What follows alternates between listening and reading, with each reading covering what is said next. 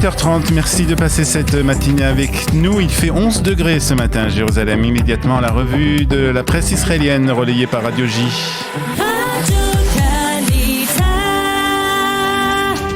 Et nous retrouvons à Jérusalem notre correspondant Olivier Granilic. Olivier, la crise sanitaire et les nouvelles réglementations concernant le dépistage et l'isolement pour les cas contacts est à la une des quotidiens israéliens. Oui, et des quotidiens qui ne sont pas tendres, il faut bien le dire, avec le gouvernement et qui ont du mal à comprendre ces nouvelles mesures annoncées donc par le ministère de la Santé et dont nous parlions dans le journal un peu plus tôt. Le gouvernement a décidé de baisser les bras et de laisser aux Israéliens le choix de décider tout seuls s'ils sont dangereux ou non pour le reste de la population. C'est ce qu'écrit ce matin le Israël Hayom. La pandémie et l'abandon du gouvernement, titre ce même quotidien. Le Yediot Ahronot nous parle lui aussi de cette nouvelle réglementation. Le gouvernement a le droit de décider de faire l'autruche et de ne pas décider d'imposer de nouvelles restrictions, mais il doit donner tous les moyens aux Israéliens de se protéger contre ce virus, écrit donc ce matin Nadav Eyal dans les colonnes du Yediot Ahronot. Au centre de cette polémique, Olivier, les tests antigéniques réalisés à domicile qui ne seraient pas fiables à 100%. Oui, c'est ce que reproche en particulier Nadav Eyal dans le Yediot Ahronot depuis déjà quelques jours. Il l'explique ce matin, ces tests ne sont pas fiables à 100%, surtout lorsque la réponse est négative. Le gouvernement, dit l'éditorialiste du Yediot Ahronot, a décidé donc de parier sur ces tests car il ne peut pas faire face au nombre de personnes qui veulent réaliser des PCR. C'est un pari plus que dangereux, estime ce matin Nadav Eyal dans le Yediot Ahronot. L'autre titre de la presse israélienne est politique avec une séance plutôt houleuse hier à la Knesset. Une séance électrique autour de la loi sur l'électricité, titre ce matin l'Israël Hayom.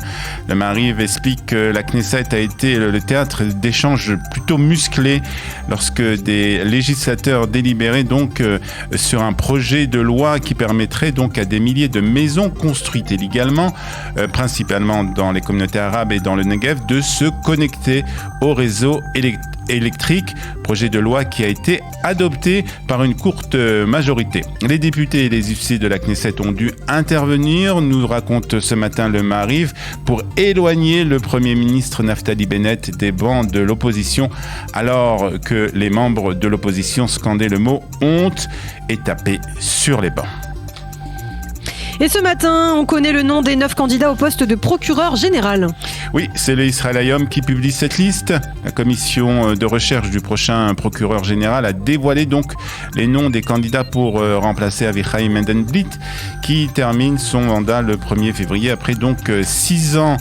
Lors de la première réunion de la commission en décembre, il est apparu clair que son travail ne serait pas achevé avant le départ de Mendenblit. Ce dernier exclut donc aussi de prolonger son mandat même pour une minute de plus, selon des sources du Israël Hayom.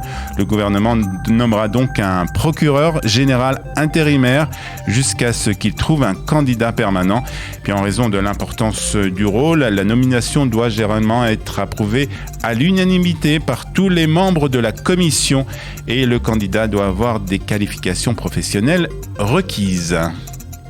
Sécurité à présent et tir à la frontière syrienne pour éloigner des suspects. Oui, c'est la radio israélienne et les sites d'information qui en parlent ce matin. L'armée israélienne a indiqué avoir procédé dans la nuit à des tirs d'artillerie sur le plateau du Golan pour éloigner des individus suspects en territoire syrien qui s'étaient donc approchés de la frontière alors qu'une unité de l'armée israélienne se trouvait dans cette zone.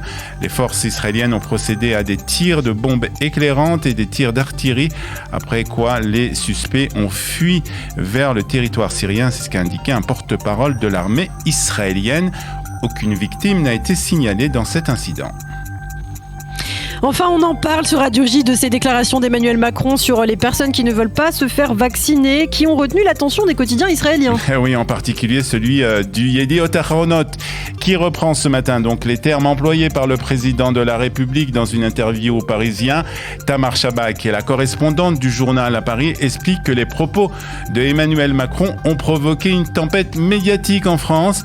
Elle explique aussi l'origine du mot emmerdé, au lecteur du Yediot Aharonot. Elle nous apprend aussi par ailleurs que près de 35 000 Français se sont avérés être positifs au coronavirus hier.